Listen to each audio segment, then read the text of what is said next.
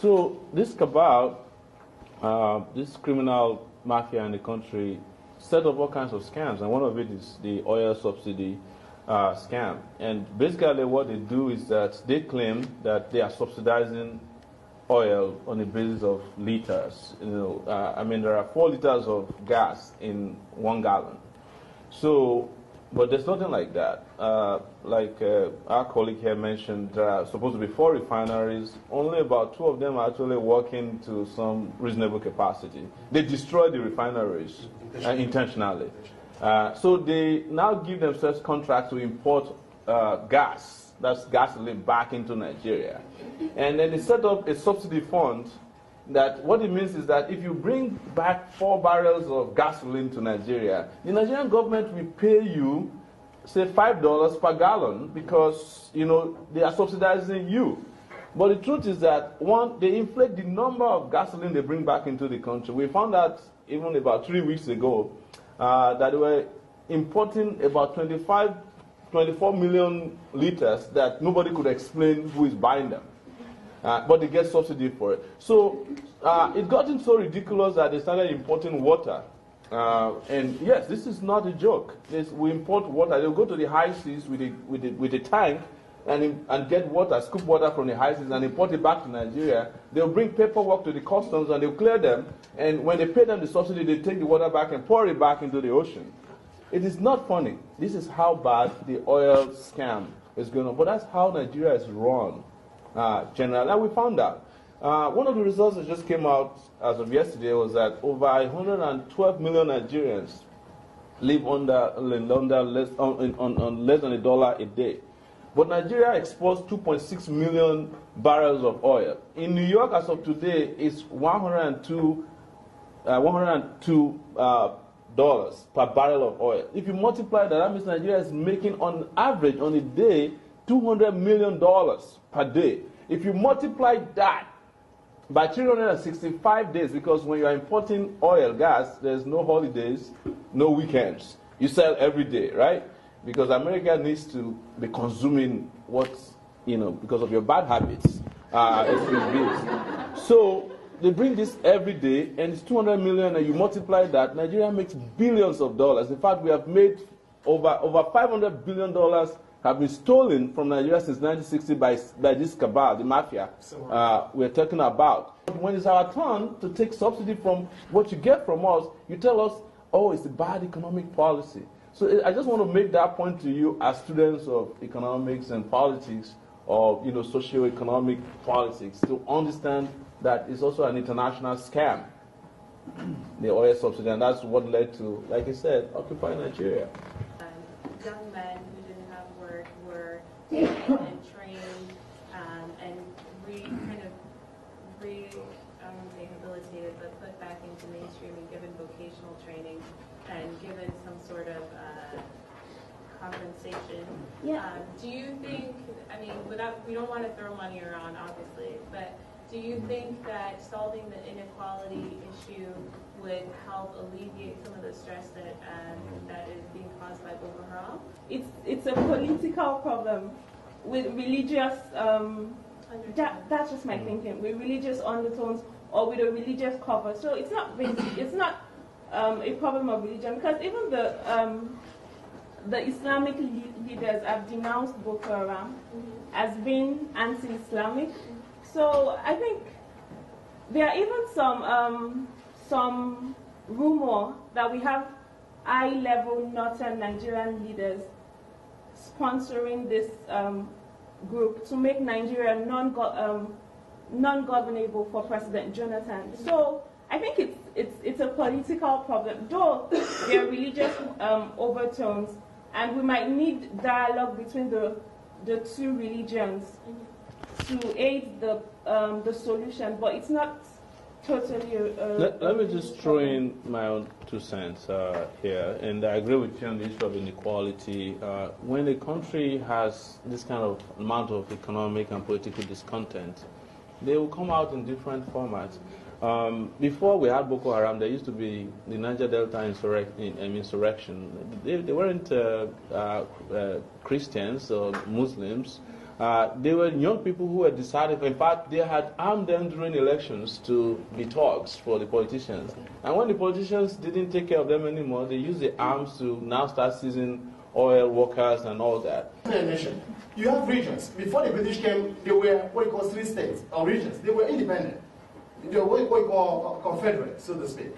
Independent of each other, but they collaborate. But you don't have a strong central government. It's more like, I mean, they call it civilian government. It's not. It's more like a unitary government, where the whole power is centered at the center, basically.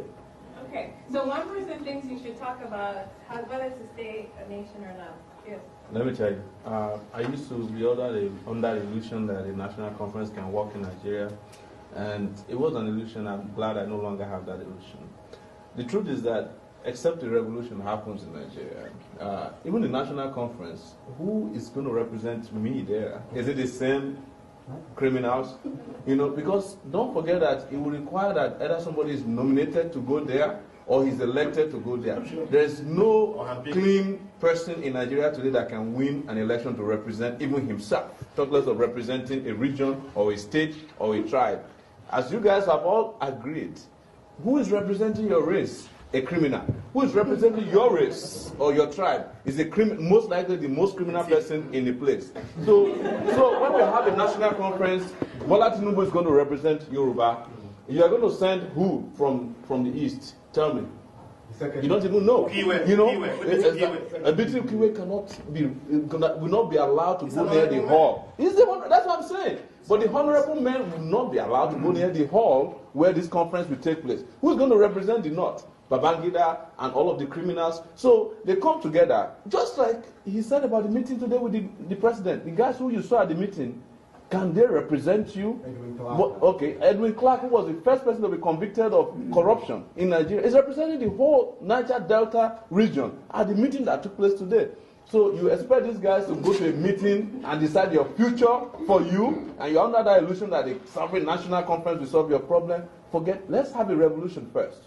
And after the revolution, we micromanage our future on us, because after the revolution, the true people who fought for it will be able to step forward, and the guys who are bad will be out of town, would have driven all the crazy buttheads out of town. Revolution is about spilling blood. Nigerians are not ready to die. Nigerians are cowards. Let's be clear. They are big cowards. None of them is ready to come in the street and say, oh, let me came in. No, they're not ready. Only how many were killed? How many were shot? They all went back to their properties, to their rooms. None of Nigerians is ready. Nigerians are cowards. None of them is ready to die. Can quote me. So that's an interesting statement. Am I ready to die? Anna, go ahead. And Rahel had a question. Yes, Give right. me 1 second, Rahel. I just want to say that revolution should be, especially non-violent revolution, There's no should violent be revolution. organized. Okay. And if it's not organized by some umbrella organization, it will often lead to a civil war. Mm-hmm. And in the context of Nigeria, one of our colleagues said that people have access to weapons, so it's more likely to lead to a civil war than to lead to, some solutions. So, what's your opinion? I just want to on that? bring this oxymoron of what you said about Nigerians. Look, we have a country where people strap bombs to themselves and explode themselves every day now. You say they're afraid to die? You see, when you push, wait. They're not from Nigeria, they're Nigerians. Wait, let me just finish. The thing is that when a revolution is organized and it's going to be fought, it's usually planned peacefully. It's the opposing people who don't want change who turn revolutions violent, right? Nigerians are not as cowardly as you thought. Put together. In the first place, you are calling it a government. You didn't win election. No, it's true. These guys just want an inflated Let me figure. finish, please. Yes. I think that an increased citizen demand on the current government to put together structures that will make future governments perform better. To put together like laws, processes that will make sure that the next time we have people elected, they are truly representative. Oh I think God. if we can make that demand of the current government through increased citizen action, then we have some hope. You have the reformist school of thought. It's the World Bank people saying we reform, we change. Reform is not going to change Nigeria. We've practiced it before. We've tried to go to election. In fact, this last election in 2011, was a perfect election during the daytime. It was at night that they changed the figures, because usually they would do the rigging during the day, and you don't have even expect the results at night. This time they allowed people to come around, they voted, and in the southwest, in the southeast and the south, the president was getting 100% of the votes in 2 regions, and that's how they won the election. So the reform school of thought has not worked. It's not going to work. That's why a revolution, you see, before we used to be afraid of revolution, but it has happened in Tunisia, it's happened in Egypt. Why are we afraid of it? America had Occupy Wall Street. Yeah, that's some form of revolution too. What is the current result of Tunisia and Egypt? Okay, so what are you talking about? Didn't you see the Egyptian former president he has left locked out? Are they better right now? They are. Well, they have a chance to. They have a chance to be better. They're going to have elections. I think the future will tell. Posterity Okay, will just tell. Whoa. one second, hold on. I've lived all my life in Nigeria. I'm proudly Nigerian, and I'm optimistic about Nigeria. I do not want war.